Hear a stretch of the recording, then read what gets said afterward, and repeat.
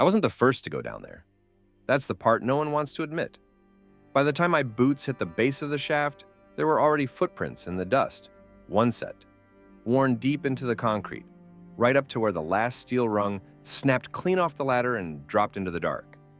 The rest? That's the part I'm telling you now. Not because I think anyone can fix what we found, but because I don't think it's done yet. Whatever it is, it's still moving, still building. And if I disappear, after this goes public, you'll know why. Chapter 1. The survey contract. It started with a city bid. I work in structural consulting. Boring stuff mostly. Foundations, demolitions, old architecture surveys before new buildings go up.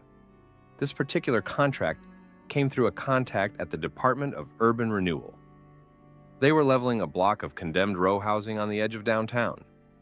We were told it was all boilerplate. Slab foundations, maybe an old coal chute or a storage cellar. Easy. But 2 days before we were scheduled to begin, we got an addendum from city records. Substructure unknown. Additional vertical survey required. No blueprints, no notes. Just a redacted property permit from 1981 and a scanned signature from a dissolved municipal agency.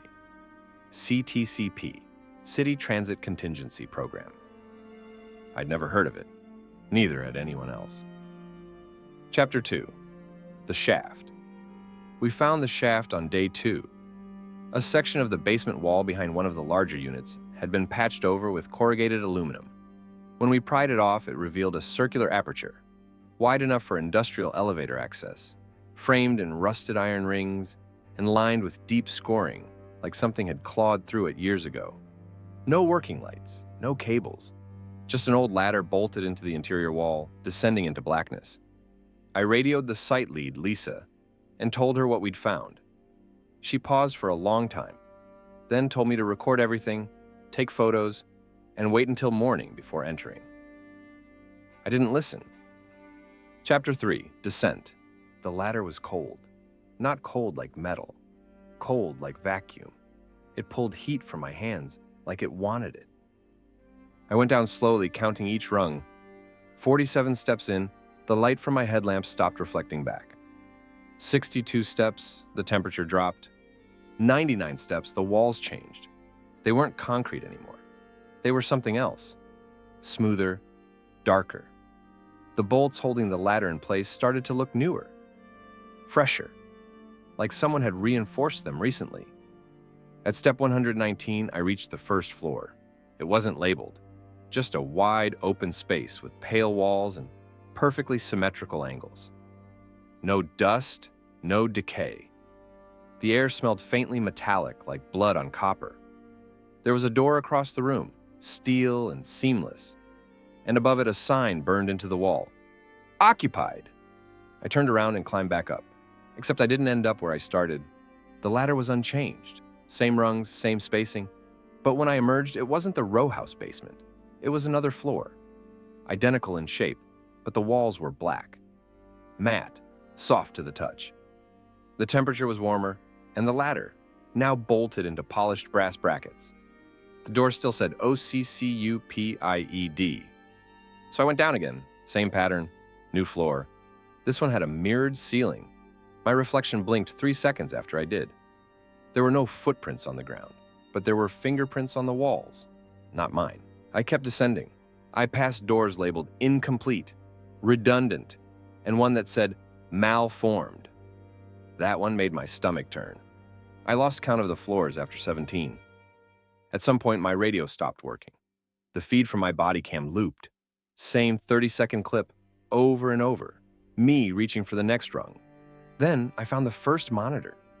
It was tucked into a niche on what I now call Floor 21. A CRT unit, active, powered by something internal. It showed footage of me climbing the ladder. But the me in the video was pausing at different spots, turning to look at doors I hadn't opened. On the top corner, it said, I wasn't the first to go down there, and I wasn't the first to be recorded. I found a logbook next to the screen, water damaged. The ink had bled, but one phrase stood out, you must descend to a line. Chapter 6. Voice in the Shaft. Somewhere around floor 34, I started hearing a voice. Not in my ears, in my jaw, my spine. It vibrated through me, wordless at first. Then it resolved. It spoke in first person. "Are you the new one?" I didn't respond. The air thinned. My thoughts grew recursive. I saw myself from behind. I heard myself mutter questions I hadn't formed yet. There were remains on floor 37, a uniform, city-issued, skeletonized hands clutching a cracked helmet, teeth marks in the visor, but no blood. The camera feed in the corner showed him moving, still. "You're not the first to find me," the voice said, "but you will be the first to complete me." The floors began looping, not repeating, rewriting. I entered a room with a red chair, left, returned. The chair was green, later it was velvet, then metal. My name appeared etched in a wall at floor 49. Then my birthday. Then a door with the number of vertebrae in my spine. I started to forget what direction I was moving. My fingers ached from gripping the rungs, and the floor numbers stopped making sense. I slept on floor 55, or maybe I was unconscious. I dreamed of a massive, blinking eye made of polished tiles. Every tile showed a different version of me. One of them was still climbing. One was screaming. One just stared. I reached a floor with no door, just a hallway, miles long. Echoes lagged behind like they were buffering. Then, a room with a terminal, powered and active. It showed me. Not a model this time, a simulation. My thoughts streamed across the screen. Input. Design complete. Then a countdown. 3 dots, get into 1 dot, darkness, then light. I was standing in a stairwell, 3 blocks from the row house. I wandered, I don't know how long. The air wasn't stale anymore, and it was sharp, like ozone. The lights shifted hues slightly every time I blinked. I passed what I thought were ventilation slats, but they moved when I wasn't looking. At floor 63, I found a bench, not just a piece of furniture, an identical copy of the one in my childhood backyard. Right down to the burn mark on the edge, where I'd set off a firecracker in 5th grade. I touched it and nearly threw up. It wasn't the only replica. The deeper I went, the more familiar it got. A hallway from my high school, a lamp from my old apartment. My mother's handwriting scrawled on a post-it by a door labeled Intake 4B. I wasn't exploring a machine anymore. I was walking through a rendered version of my own memory, and I wasn't alone. I saw movement on floor 67. A person, gaunt, covered in dust, eyes wide and reflective in the dim light. They didn't run. They watched me. Then, they turned and walked calmly through a wall that shouldn't have been there. I followed. The space behind the wall was hollow, not architectural but anatomical, ribbed and pulsing. I crawled through it, stomach turning with each breath. Eventually, I emerged in a surveillance room. Screens everywhere. Most were static.